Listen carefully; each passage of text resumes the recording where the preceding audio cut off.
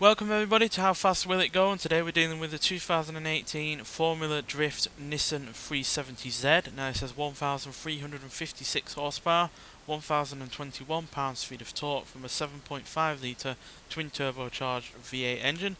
The car itself now weighs 2,884 pounds, has all-wheel drive, and it can do 0 to 60 in 2.037 seconds and 0 to 100 in 3.376 seconds. So this isn't the first Formula Drift car that we've had on this series, with the Ferrari 599 GTB Fiorano Formula Drift version being on this series before, with a top speed of 247 miles an hour.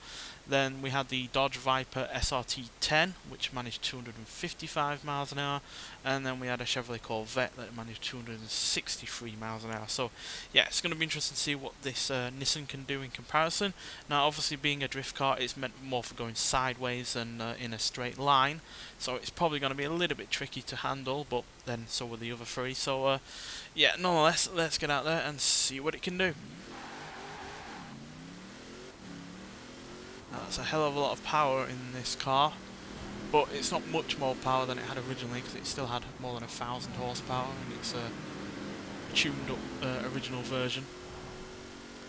That was from a smaller engine, so there is a far bigger power plant under this one, but we're already doing 240.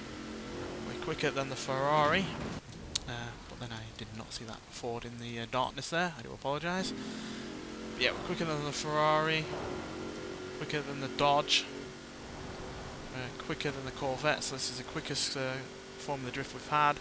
There's 268 miles an hour, 269, before we drifted into a pole. So yeah, that's pretty apt considering the car that we're in. And we seem to be magnetised to that pole. We were holding 269 even though it originally was blipping. As you can see, we held it. That was before we came to a little bit of a downhill part, so yeah, I'm calling 269 on this, so that's a good 6 mile an hour quicker than the Corvette. Let's see if we can eke out any more out of this, or at least match the speed on the other side. It's always interesting to see if a vehicle can achieve its maximum top speed on both sides of the motorway, considering how different they are. Oh dear. Yeah, we're not going to get any higher on this side of the motorway because we're nearly run out. So it doesn't help that traffic seems to be quite heavy today.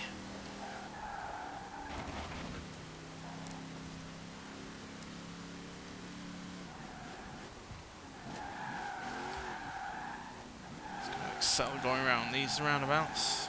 Consider this roundabout even, considering it's a drift car.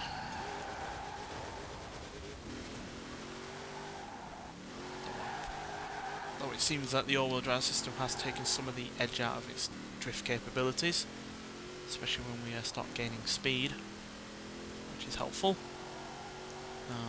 One of the reasons that I gave it all-wheel drive, obviously it also helps in terms of acceleration and giving the car a bit more in the way of grip when dealing with so much more power and torque.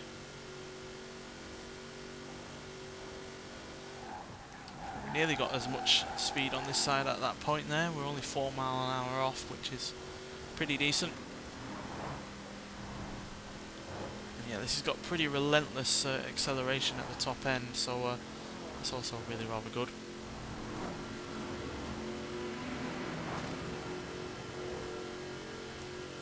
Even up this hill section.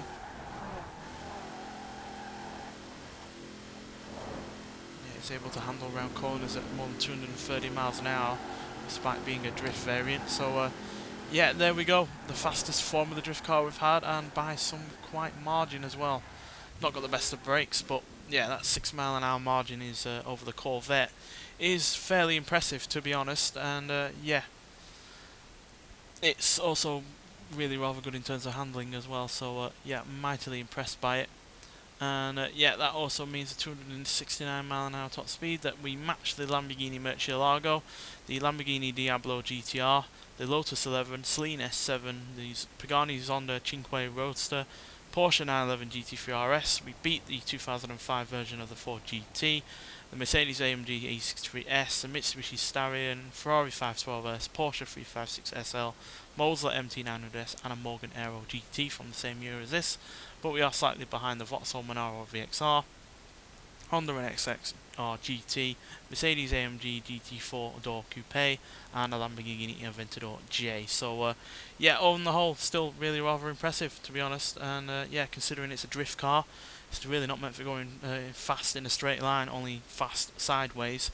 The fact that it wasn't really all that problematic at all in terms of handling is also really rather good. So yeah, mightily impressed by this. It might not be my favourite Formula Drift vehicle because I'm not a massive fan of the 370Z in general, but it certainly impressed me with the capabilities that it had on this series, and yeah, mightily impressive in terms of its top speed overall, given yeah, like I said, it's really not meant for doing this. And you can get this car via doing a free race championship in the current season of the festival playlist. It's one of 4 cars that are in the current month of the festival playlist. We have another Toyota coming in the form of a GT86, and then we have a pair of Lexuses coming as well in form of the ISF and the RCF as well. So I'm looking forward to those cars, especially if we can review them. But anyway, thanks for watching, and I'll see you in the next one. Bye.